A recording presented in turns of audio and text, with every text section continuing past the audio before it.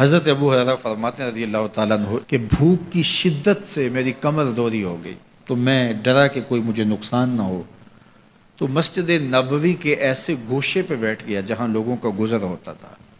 میرا خیال یہ تھا کہ کوئی شخص مجھے دیکھے گا اور دیکھ کر کے پہچان جائے گا کہ مسئلہ کیا ہے، لیکن جو بھی گزرتا سلام کر کے چلا جاتا، شاید اسے جلدی ہوتی، یا پھر ہستی پلکوں کے نیچے غم بھی پلتے ہیں، مگر کون دیکھتا ہے اتنی گہرائی میں۔ میں نے سوچا کہ ایک قدم اور آگے بڑھوں اور آنے والوں سے ہم کلام ہوں، جب میں ان سے بات کروں گا تو میرے لہجے سے وہ میری آواز کی شکستگی سے پہچان جائیں گے کہ میرا مسئلہ کیا ہے۔ تو کہتے ہیں حضرت عمر رضی اللہ تعالیٰ عنہ آئے، میں ان سے کوئی مسئلہ شرعیہ دریافت کیا، لیکن شاید انہیں بھی جلدی تھی، انہوں نے مسئلہ بتایا اور آگے بڑھ گئے۔ میں پریشان تھا کہ حضرت سیدنا صدیق اکبر رضی اللہ تعالیٰ عنہ آئے، میں نے ان سے بھی قرآنی آیت کے بارے میں سوال کیا، لیکن وہ بھی جلدی میں تھے اور انہوں نے بس آیت بتائی اور آگے گزر گئے۔ تو فرماتے ہیں کہ میں ایک عجیب کیفیت میں مبتلا بیٹھا تھا کہ ایک جانب سے روشنی اٹھی اور دل و قلب و نگاہ کا مرشد اولین آ گیا۔ تو کہتے ہیں حضور آ گئے، تو چونکہ میری عادت بنی ہوئی تھی کہ میں ہر آنے والے سے مسئلہ ہی پوچھ رہا تھا، تو میں نے حضور سے بھی مسئلہ پوچھ لیا۔ تو حضور نے میری جانب دیکھا اور پھر زیر لب مسکراتے ہوئے بولے، ابو ہریرہ بھوک لگی ہوئی ہے؟ میں نے کہا جی حضور مجھے بھوک لگی ہے۔ کہا میرے پیچھے آ جاؤ۔ حجرات اقدس کی قربت میں حضور پہنچے تو اہل خانہ کو آواز دی کچھ کھانے کے لیے ہے؟ تو انہوں نے کہا دودھ کا ایک پیالہ ہے۔ مجھے فرمانے لگے ابو ہریرہ وہ جو صفہ کے چبوترے پہ بیٹھے ہیں جاؤ ان کو بلا لاؤ۔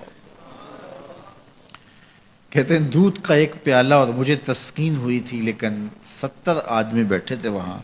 خیر حکم تھا، میں بلا لایا، میرے ہاتھ میں دودھ کا پیالہ دیا، کہا ابو ہریرہ دائیں سے شروع ہو جاؤ۔ اب میں ایک شخص کو پیالہ دیا اور دودھ کو دیکھنے لگا، اور وہ سیراب ہو کے گٹا گٹ پینے لگا، اپنی بھوک اور پیاس مٹا چکا، اور میں نے دیکھا کہ ایک قطرہ بھی کم نہیں ہوا۔ میرے اندر جو پہلے وسواس اٹھ رہے تھے اور مجھے جو احساس ہو رہا تھا وہ مٹ گیا۔ پھر میں نے دوسرے کو پیش کیا، اس نے بھی سیراب ہو کے پیا، لیکن دودھ ایک قطرہ بھی کم نہیں ہوا۔ پھر میں نے تیسرے کو دیا، چوتھے کو دیا، 70 آدمی دودھ پی گئے، لیکن دودھ میں سے ایک قطرہ بھی کم نہیں ہوا۔ لگتا تھا رب نے اس دودھ کا تعلق حوض کوثر سے جوڑ دیا۔ تو حضور نے فرمایا ابو ہریرہ، میں نے کہا جی حضور۔ فرمایا کون باقی؟ میں نے کہا حضور ایک آپ باقی اور ایک میں باقی۔ تو فرمایا اب تم پیو۔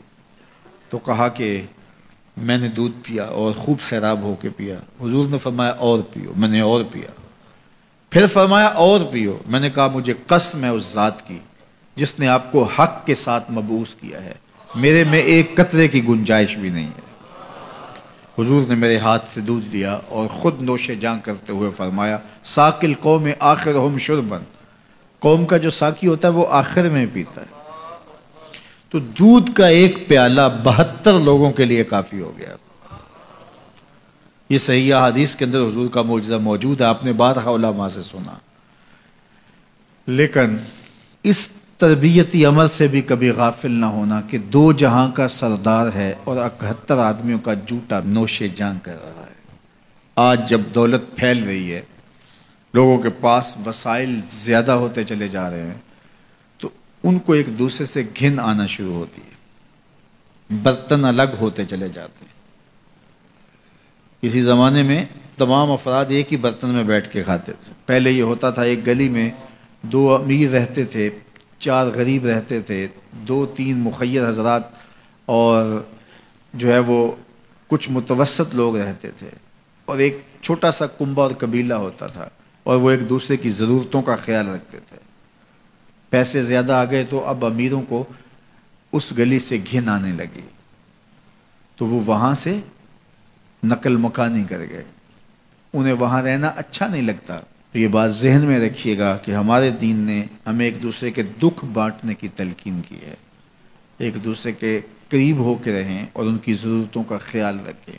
اپنی استطاعت کے مطابق کسی کی عزت نفس کو نقصان پہنچائے بغیر، شہرت، ریا اور کسی اس طرح کی مرض کو اپنے قریب جو ہے وہ نہ آنے دیں، اور لوگوں کی اس مخفی انداز سے مدد کریں کہ ان کی ضروریات پوری ہوں۔